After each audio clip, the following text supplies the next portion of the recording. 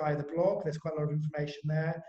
And if you've got any queries about today's seminar, please don't hesitate to contact us via our inquiries at mylawinspain.com afterwards.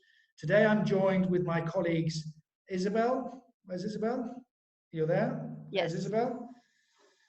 Rosario, Patricia, and we're also joined by Gillian Coverley from Irwin Mitchell Solicitors in the UK, and Tracy from Avalon, and Marina from La Caixa Bank.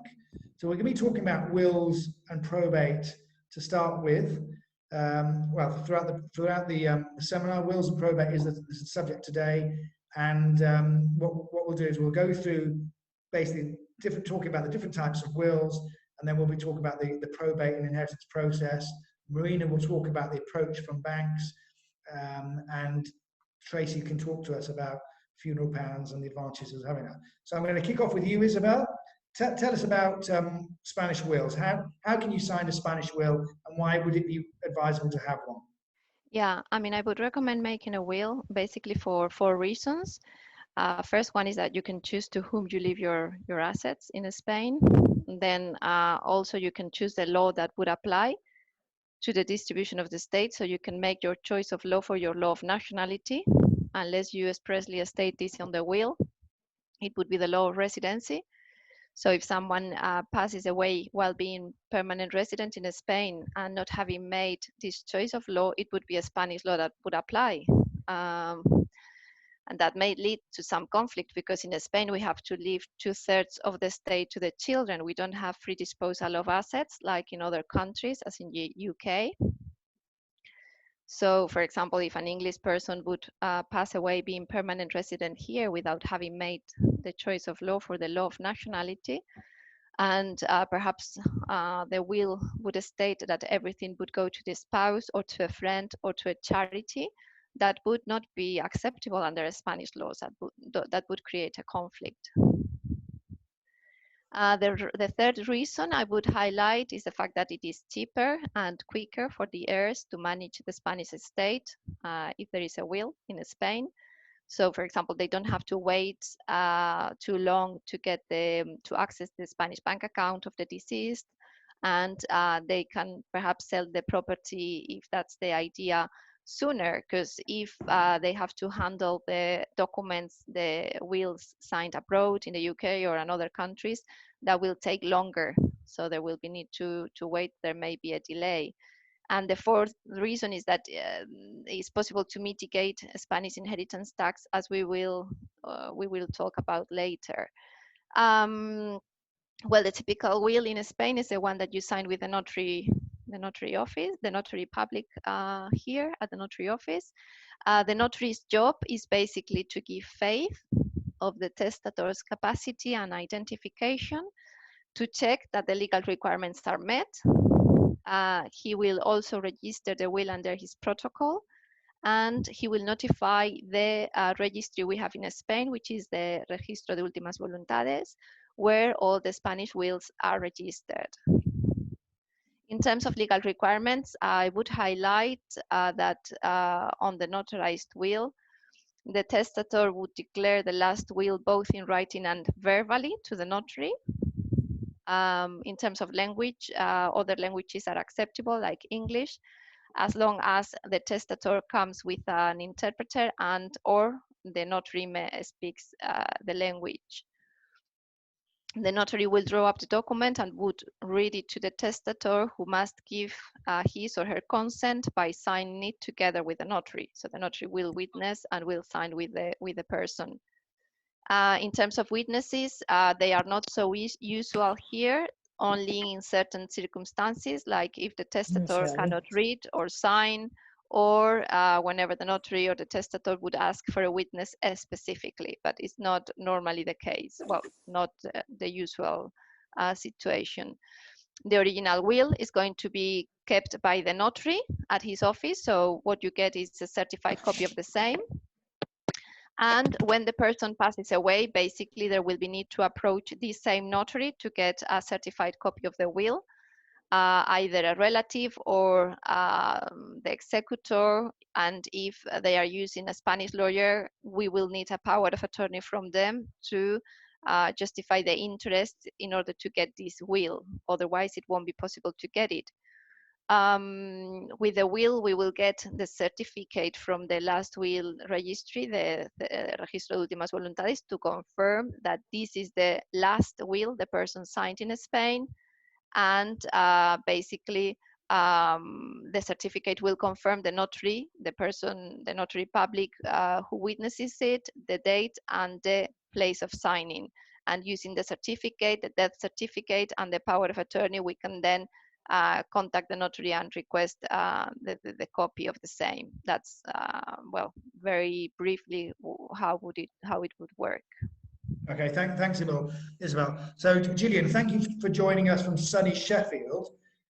Presumably during lockdown, you've been busy with English wills, and why would you recommend having an English will, and what's the kind of typical will that you would sign there? Thank you, Alex. Yes, very, very busy writing wills at the moment and since lockdown, and slightly different procedures in England to Spain. We don't have the requirement to sign in front of a notary. We do have a requirement under laws which date back to 1837, and not much has changed since then, to sign in front of two witnesses, two independent witnesses who aren't named in the document itself, which during lockdown has been somewhat of a challenge, because obviously people have been in their homes and not with independent people, with family members who are named in the will. So we have had instances of people signing wills in their garden with neighbours, and we've had instances of signing wills through windows with people on the other side of the window being the witness and passing the will in and out of the window, believe it or not. So it has been very, very interesting. Obviously, I'd recommend you make a will in England as well as Spain if you have assets in England. And certainly, as an English lawyer, if I see any client who has assets in any other jurisdiction other than England, then I will be recommending that they speak locally to a lawyer in that jurisdiction about what the requirements are. And 9 times out of 10, 99% of the time, will be recommending that they make a will in that jurisdiction for all the reasons that Isabel has mentioned, that it's quicker and cheaper to sort it out after death if you have the right testamentary document in that particular country, because the laws of that country then recognise that. So I think the important point is between English wills and Spanish wills is if you've got assets in both jurisdictions, you need both wills, and the wills should not contradict each other. So it's very important that the lawyer in the UK and the lawyer in Spain should know what the other will is saying, should have a copy of it, and most importantly, it should ensure that the wills do not revoke each other, because it's very common in wills to say I revoke all earlier wills. And if I prepared a will in England saying in it I revoke all earlier wills, and that's properly witnessed in the manner I mentioned earlier, if the client already had a will in Spain, then immediately I have just revoked the will in Spain inadvertently. So it's very important that whenever you're speaking to lawyers, that you tell them about your assets in every jurisdiction and everything works with each other and across the jurisdictions, to make sure that nothing is going to be unexpected when someone passes away. Yeah, thank you for that, Gillian. Absolutely. Now, in Spain, we've got a central wills registry, which the UK does have, but it's not very well. It's not often used. Are you envious of Spain in that respect? I definitely, Alex. Yes, definitely. It would be very, very helpful to have a central wills registry. There is one, but it is privately owned, and it is not essential that you place your will or notify them that the will is held in a certain place, should I say. But having said that, I think that the size of that will register now is making it almost obligatory for firms to register with them. So I think it does have some merits and in terms of registration, but it would be very helpful if we knew where all wills were, because one of the one of the issues after death is that you don't know, if the family might not know where dad or mum or whoever it might be made their will. Yeah, exactly. So we've had a question through, Gillian, just before we move on to another question. But basically, if you've got two people witnessing an English will, can they be a married couple? Yes, they can, providing they're not named in the will or they're not the spouses of anyone named in the will. Otherwise, it would invalidate their inheritance under that will. Okay, great. Gillian, when someone gets divorced, what's the effect of that on an English will? And would you recommend them putting a new will in place? Yeah, I mean, to answer the second question first, yes, of course, I'd recommend they review their will. It's very likely that in that will they are leaving something to their spouse, so it makes absolute sense to review and rewrite that will in light of the divorce. And obviously the financial position of that person might be changing by the divorce settlement as well. In terms of if the person had a will and didn't change it after they were divorced and then subsequently died, then the inheritance that's due to the spouse that they are divorced from is effectively null and void. So it doesn't invalidate the will, but what it does do is treat the spouse that would have inherited as if they had died before them. So the alternate provisions then would apply in the will. So it does actually remove the spouse from their inheritance rights, but it doesn't revoke the will. But in spite of that, it's always the right thing to review your will when going through a divorce. So, Rosario, if someone gets divorced in Spain, would you recommend that they sign a new will? And is that Spanish will revoked when they get divorced? Well, the thing is that in Spain, it's not necessary. When you get a divorce order, you don't have to amend your will. Well, we can recommend just for the peace of mind, but once you get the divorce order, your ex-partner won't have any kind of rights on your inheritance. So it's similar to the UK in that the partner or the former spouse no longer has any rights over any assets or over any assets that spouse might leave in their will. So, Gillian, we get a lot of questions about trusts. Trust structures, typically in English wills, it's really quite common, but not so much in Spain. Why would you recommend putting a trust structure in an English will? They are really common, Alex, as you say, and sometimes trusts are created in wills almost inadvertently. I think it's so you know, there's lots and lots of reasons to put them in, and sometimes, as I say, they get created where, for instance, you might leave a gift to your son in the will and leave a proviso that if your son has died before you, it passes to his children at 18 years old, and sadly your son's died before the children get to 18, and therefore the inheritance goes to grandchildren, and a trust is automatically created because they can't inherit those funds under that age. There's all sorts of other reasons to create trust in wills that we actively put into wills, in terms of maybe for inheritance tax planning purposes, it may be because there's business assets, it may be that we are trying to protect assets for a future generation, it may be that someone is vulnerable and it wouldn't be appropriate for them to receive assets in their own right, but a provision wants to be made for that individual that funds can be given to them.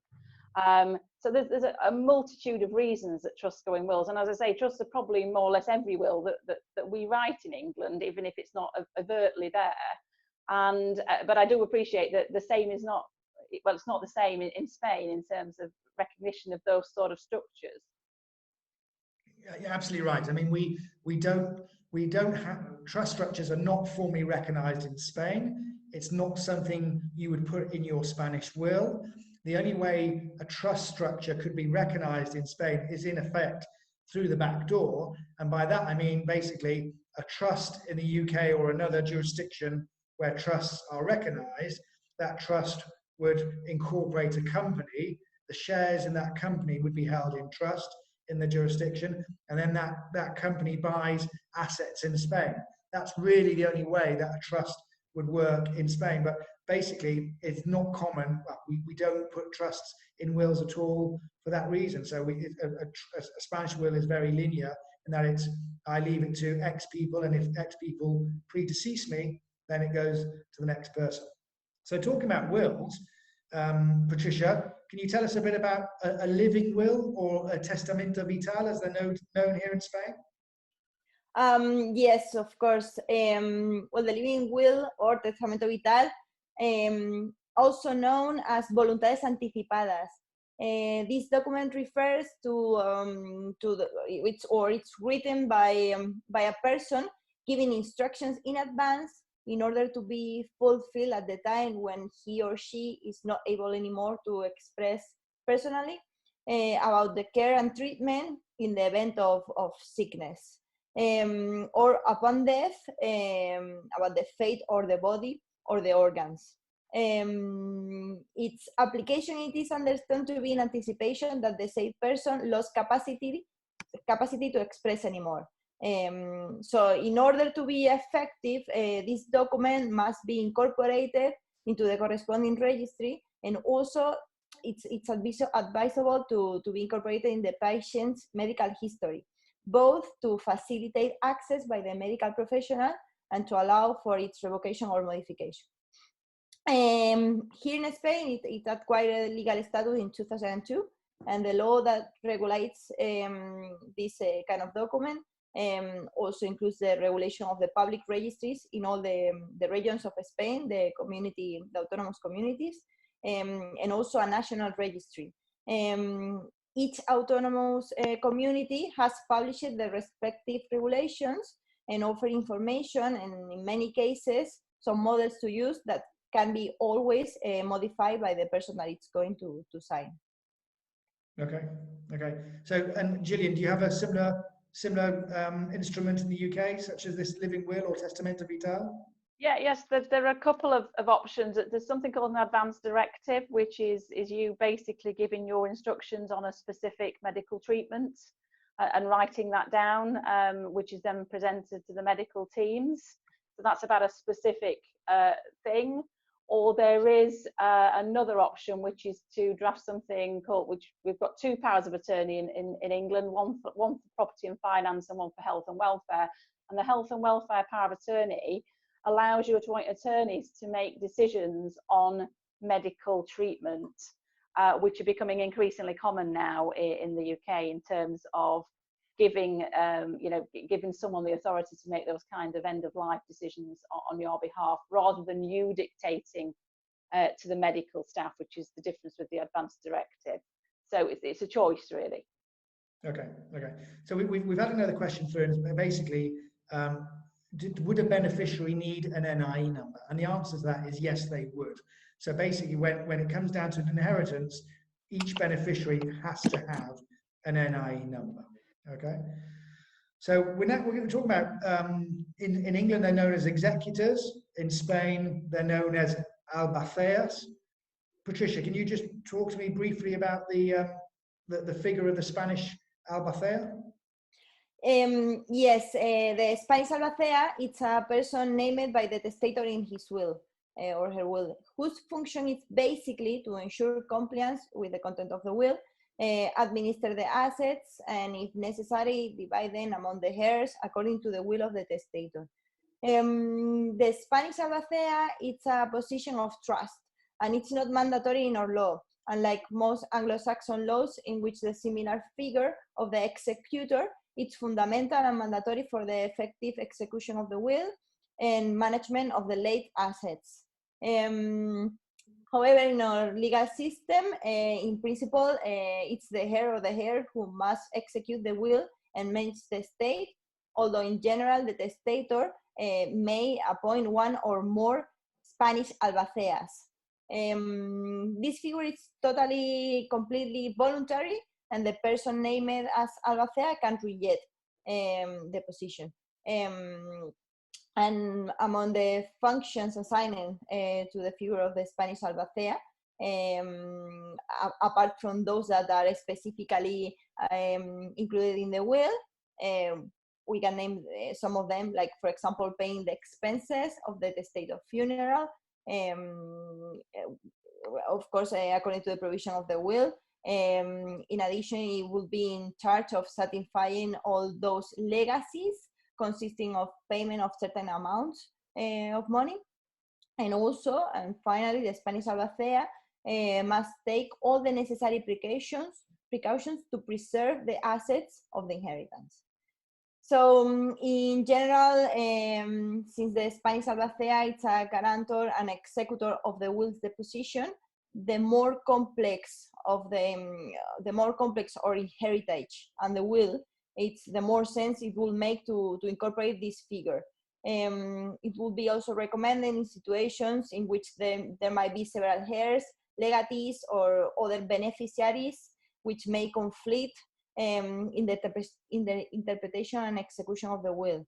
And also, if there are minors or disabled heirs, it can be a support figure. It can be also the key in those wills that includes the creation of foundations or provision in favors of non-profit entities or charities. Thanks, Patricia. So Gillian, one of the main differences, as an English solicitor and Spanish lawyer, we've had these conversations before. We've got trust in the UK, we haven't got trust here. It's very common to appoint executors in the UK, not so common here. Why would you, just tell us about what an executor would do in an English will? Well, I think in every English will you would appoint an executor, and if there isn't one, then when the matter goes to probate, so when the will gets proved at the court as being a valid document, then effectively the procedure would be that an executor or an administrator who has the same rights as an executor would be appointed. So it's almost a requirement, well, it is a requirement in English law that this position is fulfilled by either an individual or an organisation on behalf of the deceased estate. So the executor is something that, obviously, drafting wills we put in every time, and we discuss with the clients who that executor should be. Now, the executor is effectively the person that steps into the deceased's shoes is probably the best way of putting it, and they get title to all the deceased assets, and it's their responsibility to collect in the estate of the deceased and deal with paying expenses, paying debts, paying taxes, and fully administering the assets of the deceased. And then it is their responsibility, and they are personally liable for getting all these jobs right, to distribute that to the beneficiaries named in the will. So it is quite an onerous task. And as Patricia just mentioned, sometimes it is usual to appoint professional organisations, like, for instance, Irwin Mitchell get appointed as executor because there may be conflict potentially down the line, there may be complexity, there may be assets overseas that we need to deal with. We've obviously got the expertise to be able to deal with that.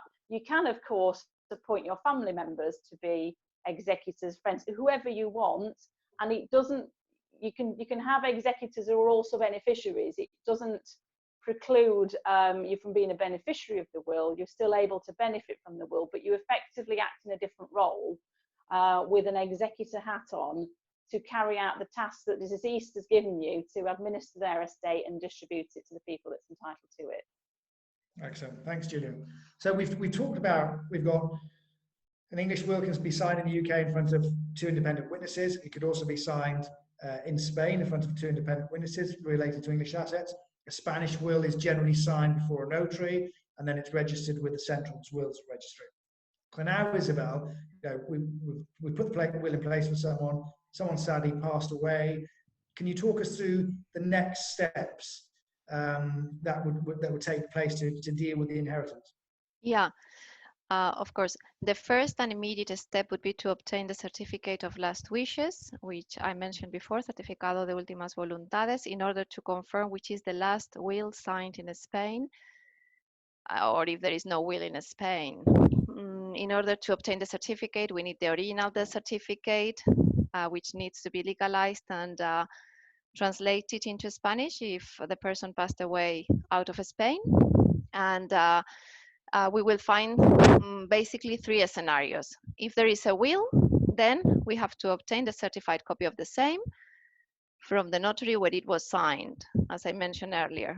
If there is no will, then we have to find out if the will signed, if the person signed a will in another country. So for example, if there is an English will, we could execute it in Spain, as long as it is proved as being valid. If there will be need to have the grant of probate and all the documents. Sometimes an affidavit to prove the content of English law, depends. And then if there is no will, then we have to look at intestacy law. This is the law that rules what happens and who inherits when there is no will. So for example, if the person passed away being permanent resident in Spain and there is no will at all, it would be a Spanish intestacy law that would apply. And under Spanish intestacy rules, well, there is a list of beneficiaries which would be entitled to the state, and in each category of relatives, the closest will be preferable, will have preference. So the first would be the descendants, that's, well, the closest, the children, the grandchildren, if not. Secondly, if there are no descendants, it would be the ascendants, so the parents, grandparents. In the third place, there is the survivor spouse, in case there is no children, no grandchildren, no parents, no grandparents. So you see the spouse would be in the third place. In the fourth place, in the absence of the others, that would be brothers, sisters, if none, nephews, nieces. The next level would be other collateral relatives up to the fourth grade, which would be the cousin. And finally, if there is none of these relatives, no one related to this person who passed away, it would be the Spanish state that would inherit.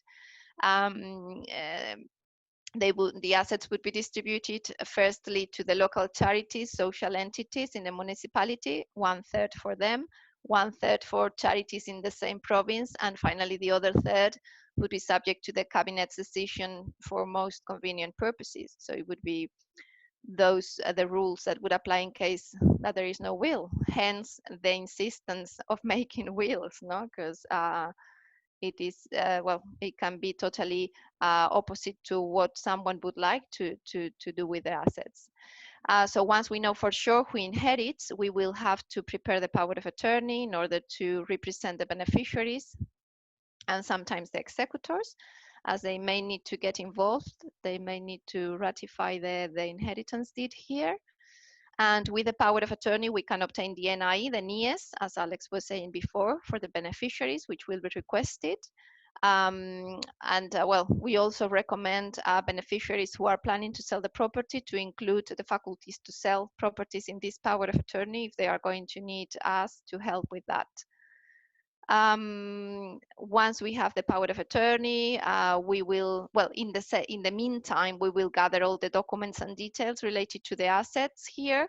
So for example, the property deeds, the council tax rate, we will need the valuation for the property, we will need the bank account details if there was a bank account here, as we will need to address to the bank in order to obtain the certificate to confirm which was the balance at the date of death. The bank will be, as we will see later with Marina, who is talking about that, but the bank will request the power of attorney to justify that we represent the beneficiaries in order to provide any information.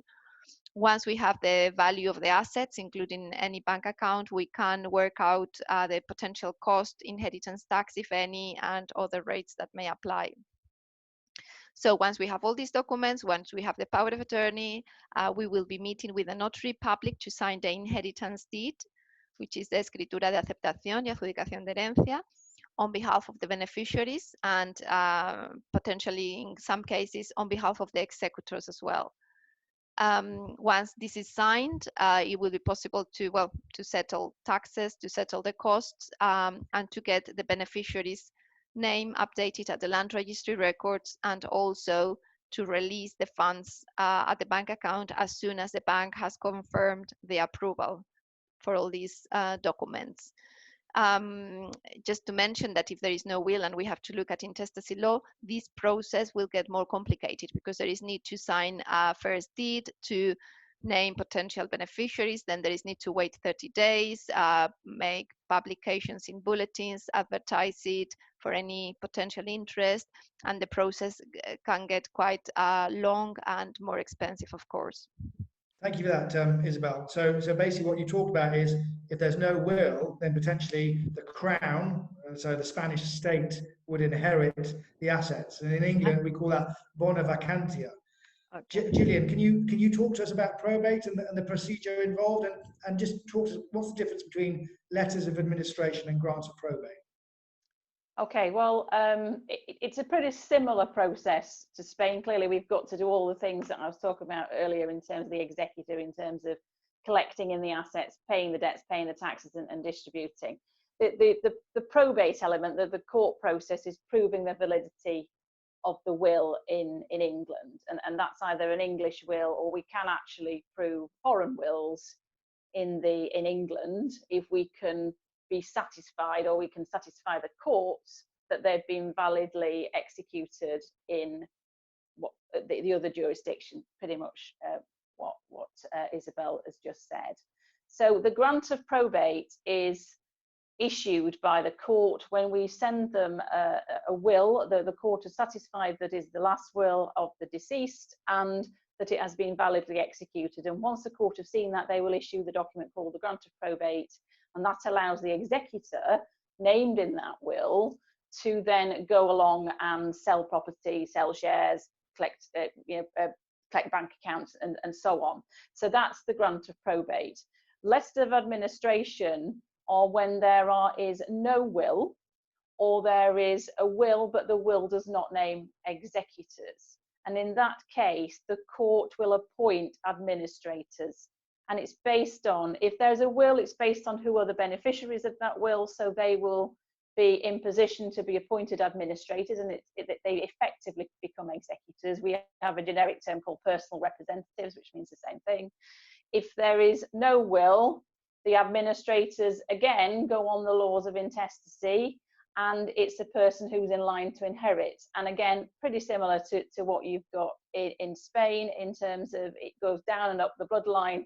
And if there's no relatives at all, then again, bona vacantia ends up with the Crown. And that's exactly what we don't want to happen. And that's what Although we don't the want to Crown happen. needs all the money it can get at the moment. Yeah, and also it's back to the point that Isabel's made as well. It becomes so much more difficult if you don't have a will. And for the cost of putting a will in place, it really is false economy not to have one, because it will cost a lot more at the other side to sort it out. Absolutely, yeah. I mean, the amount of times you and I and us have repeated that, if we had a pound for every time we repeated that, we'd be rich. So Isabel, we've had a question in, does Spanish law require 3 witnesses, or is the notary sufficient? And what about the case for testamentos OLOGRAFOS? Well, the notary would be sufficient, because the notarized will, which is signed with the notary public, implies that the notary is a public authority, and so he gives faith, and his signature as giving faith is sufficient. It is proved as being sufficient. So there wouldn't be need of any other witness. As I mentioned before, only in certain circumstances a witness may be requested if the person cannot hear or cannot speak, or if for some reason the notary considers appropriate to get one witness, but it is not really common, it's not usual. And in terms of the testamento hológrafo, this is a will which is it's not common, and it's not usual, because there is difficulty to execute it, as there are very specific requirements. It has to be written in hand, it has to include certain pieces of information, it needs to be proved, as for example happens in the UK. There would be need to get the court to prove it. So there is not a practical the testamento hológrafo. So this is why it is not usually selected the choice of making the testamento hológrafo.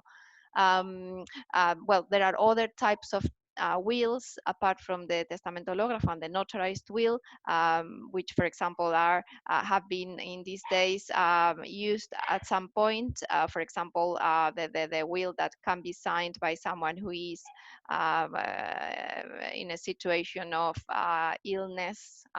So there is specifically our civil code, which is also, well, the regulation is really old, established the possibility of having these wills in case of pandemic.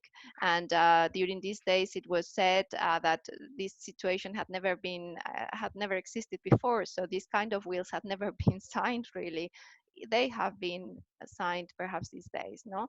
But as I said, the testamentolographo from a practical point of view is not advisable. Well, in case of an emergency, and you know, if the person cannot, in fact, the notary public will go to visit the person at their home. So if the person cannot move or has some problems to move, or if the person is in a residency, the notary public will visit the person there. So my recommendation is always the notarized open will. Absolutely. So it's always good, because basically a notary is giving validity to that will, basically giving a validity to it, and then obviously registering with the Central Wills Registry. Exactly. We've had another question here, is how do I leave an SL in a Spanish will? An SL is a Spanish limited company, and in effect, you would refer to all your assets in Spain, and that would include the SL. So obviously the will has to be carefully drafted. So we've dealt with the will, we've dealt with the inheritance process. People are very concerned about potentially in Spain especially, that when someone dies, their bank account gets frozen. So I'm going to ask Marina to come in now. Marina joins us from La Caixa Bank. Thank you for joining us today, Marina. I'd just like to ask you, if you could just tell us a bit about the bank, and tell us what do the bank do when someone does pass away? What happens to their bank account? Okay, thank you for inviting me, and very nice to meet you all. So just once we know 100% about the day of the death of the person, and it could be confirmed by death certificates edited by Registro Civil, we have to put the day of the death of this person. So immediately all the account, all the position of the client will be blocked. If it's the only hold of the account, it will block everything. So if it's just 2 holders, so it will be half, or 3, so it will be third part blocked. So what it's even if the account blocked and the person has like some direct debits in this account to attend his electricity, community, whatnot, it will be permitted. So then afterwards, the person or the lawyer or maybe the family want to start all this procedure of testamentaria. Yeah, they need a special certificate from the bank, as Isabel told, with the like a statement on the day of the death. So that's why this statement we could give to the person who will accredit it himself or themselves by the special wills or last will certificate. So, and we start with the process. Before it was a little bit long process, but now we have a special law department, legal department, who is in charge about all this procedure, and it's really quick and easy if the person will provide us with all necessary documents. The inheritant provide us with all necessary documents. If the like a death certificate or wills or other certificates, they are foreign certificates, it should be translated, must be translated, and stamped with the AYA stamp. What else? For example, about the if person has any mortgage or personal loan. About the personal loan, so we the bank normally ask to close to close it, to to cancel it with the position of the client, or if there is no opposition, so then the inheritance, if he or she, if they have this exception of the inheritance, they have to change it into their names. If there is a mortgage, so then they're saying, yeah, you have to bring a special document where you say that you accept all this inheritance, and then we start with called subrogación. It's the change of the mortgage on the name of the inheritance. So this is basically what is the process like this. Thank you for that, Marina. So a lot of our clients are concerned that if one of the spouses die, that the bank account will be frozen and they won't be able to get any money out, and all the bills that they've got, such as the mortgage or the rent, water, electricity, telephone bill, that won't be paid. Is that the case, or do those bills still go through? No, it goes through, because so we permitted that all direct debits could be paid, and our mortgage and loans and so what all receipts. So that's, you can't withdraw money, but still you could pay everything what you have on your account. Okay. All the obligations. But just to clear, so basically that's great. So bills carry on going through, but if it's a couple and they say they've got 100,000 euros in their bank account, and one of those passed away, then one of them would be able to access, say, 50,000 euros. 50%, yeah, 50%. If the person has like shares or other positions, it will be blocked completely until, so we have this last will certificate or other testamento or whatever. Okay, thank you for that. So Rosario, if someone is not happy with the will because Uncle Sam didn't give them the motorbike, the car, or the property that they were looking for, what can they do? How would they dispute the will? Well, now, can you hear me now? Yes. Well, if there is, well, a will can be disputed at court. The most common causes for disputing a will can be because of lack of capacity of the testator. So the heirs that can feel that a person was not full of capacity granted a will, this will can be disputed. Also, if a testator has two sons and has only named one of the sons in the will, this will also can be contested. The process for going to the court, well, it's a long process, but it would be fundamentally to start to submit the claim.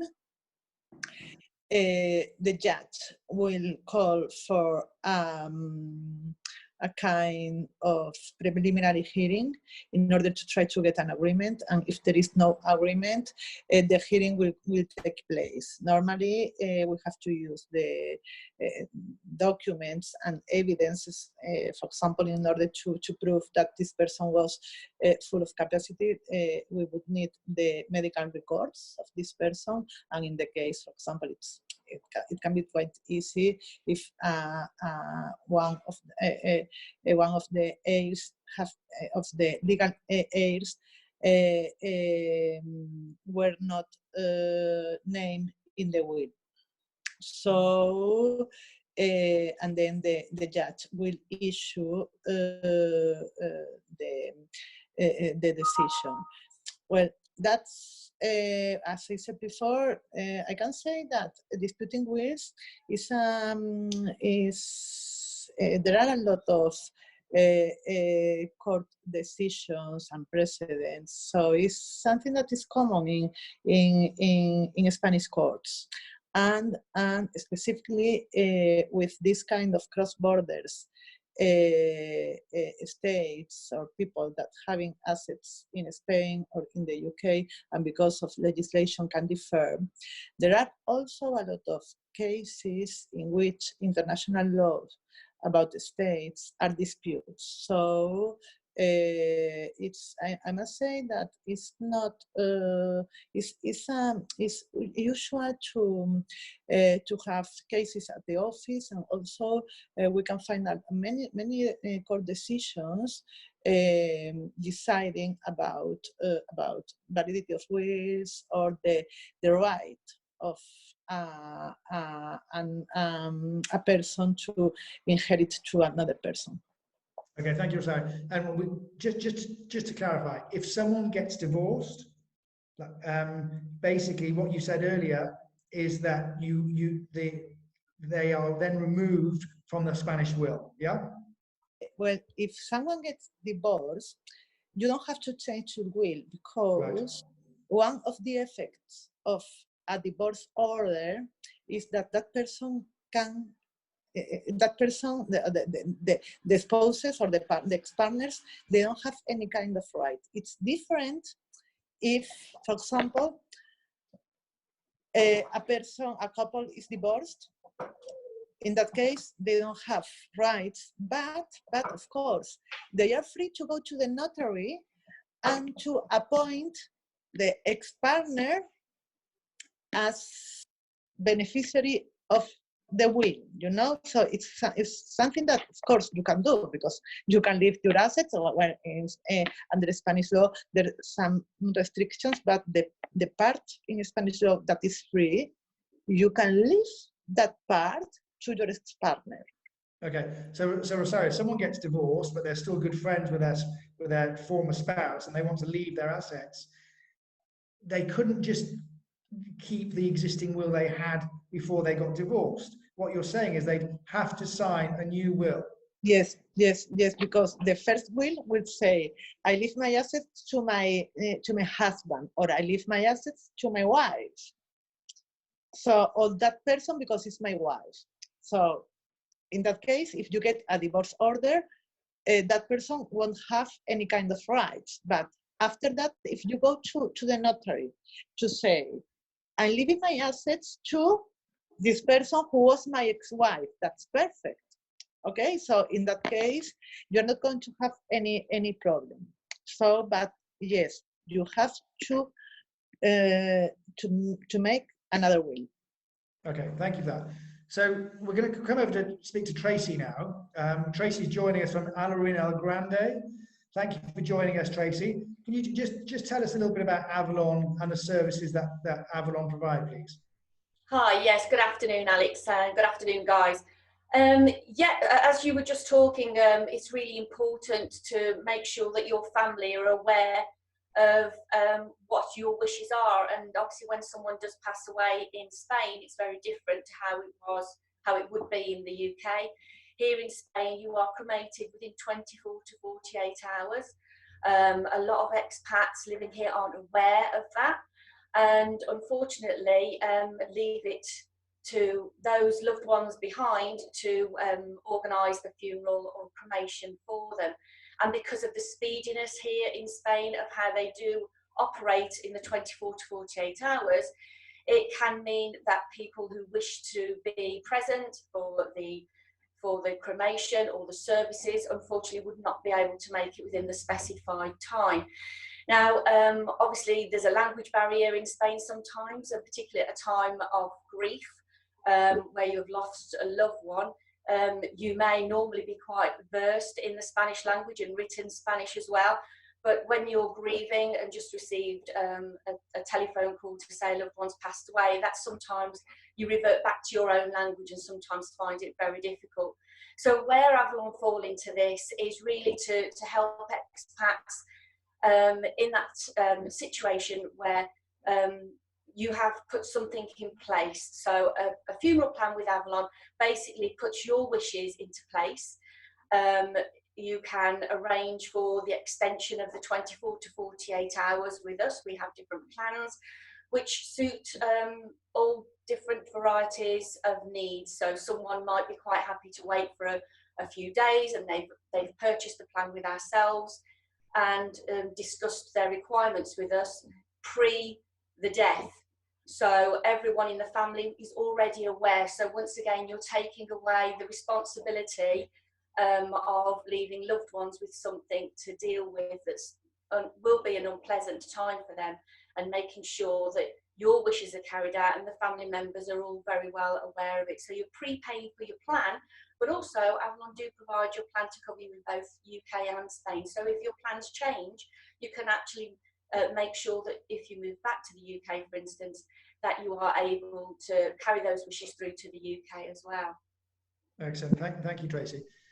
I mean, talk about that, Gillian. We've got a Spanish will and English will in place, but also, what would you recommend for, say, personal items of jewellery?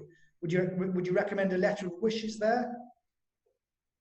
Yes, I think so, Alex, because I think if you start listing all those items in the will, then A, you're going to have a very long will, and B, you may change your mind on that. So what we commonly do in English wills is refer to, guide the executor to look for a letter of wishes, which will then distribute those personal items in accordance with the letter. And then the letter can be changed at no cost.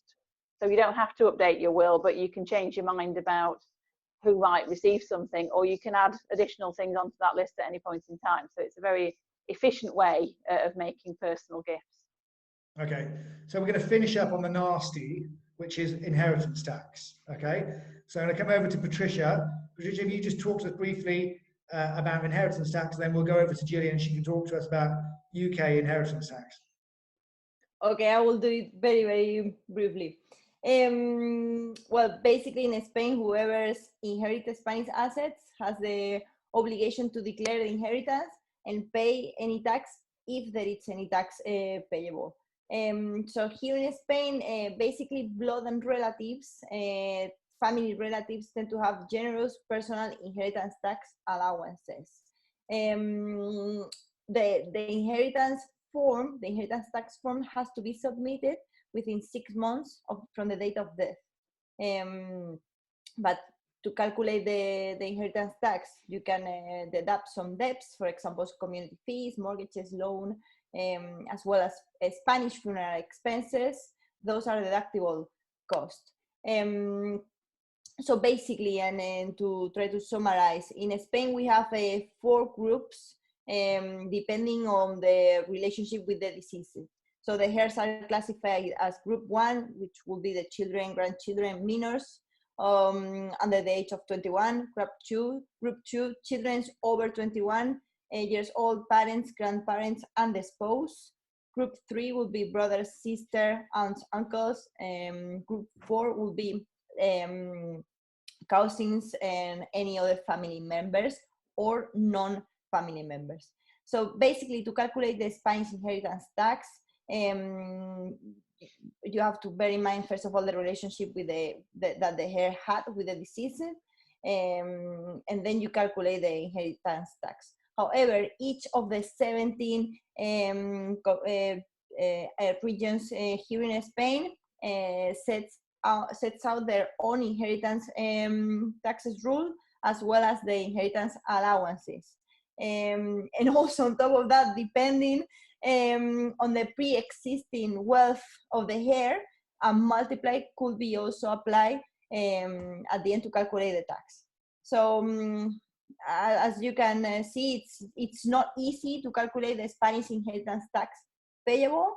So we definitely offer all clients a service where we calculate the tax that it's going to be paid in Spain, if there is any tax payable, before we accept or we reject the inheritance for them. Thank you, Patricia. So Gillian, over to you in the UK. How is inheritance tax calculated there? It's a little different. It's not based on relationships. It's payable by the estate. So the estate is calculated if it, to cut a long story very short, because there's lots and lots of different rules, but if you leave more than £325,000, you will pay inheritance tax at 40% on all assets above that level. There are 2 main exemptions, and that's if you're leaving assets to your spouse, and your spouse is also UK domiciled, and you get full inheritance tax relief. So there's no inheritance tax to pay when one spouse dies. And the other main exemption is for charity. So anything you leave in your will to charity also passes, not surprisingly, free of inheritance tax. The important point to mention for people who might have assets overseas, that if you are UK domiciled, then the UK tax authorities will tax you on your worldwide estate. So the value of any assets held in Spain will be aggregated with the value of the assets held in the UK and taxed if the value goes above the threshold that I mentioned. As I say, there's lots of different rules. The interaction between UK and Spanish inheritance tax can be quite complicated, and I'd recommend everybody should take advice if they think that affects them, because it is very individual. Brilliant, brilliant. Thank you very much indeed for that, Gillian. We've basically run out of time today. I hope everyone found that useful. We've gone through wills, the probate process, briefly talked about inheritance tax. There's more information on our websites. And Gillian, if someone wanted to contact you, how could they contact you? Well, I am on the Irwin Mitchell website, so if they go to www.irwinmitchell.com and search for my name, they will find me, and I'll be very happy to take any questions outside of this, obviously. Thank you very much. And Marina, if anyone wanted to talk to you about an account like IXA, how would they contact you? So they could contact me like my phone number. It's 618-659-230. Brilliant. Thank you, Marina. And Tracy, if people were interested in talking to you about Avalon, who would they contact that? They can contact us by our Spanish telephone number for our head office. It's 0034 865 616 550, or pop along to the website, which is www.avalonfuneralplans.com. Brilliant. Well, thank you ever so much to everyone for joining us. Next Friday, we're going to be talking about buying an off-plan property. We're joined by Mark Pritchard, who's the Managing Director for Taylor Wimpey. We hope you can join us then. This video has been recorded. We'll be placing it on social media, so please look at that on our YouTube channel, the My Law in Spain YouTube channel. And if you want to contact either Isabel, Patricia, Rosario, or I, just look at us on our website and send us an email. Thank you very much for joining us, and we look forward to seeing you soon.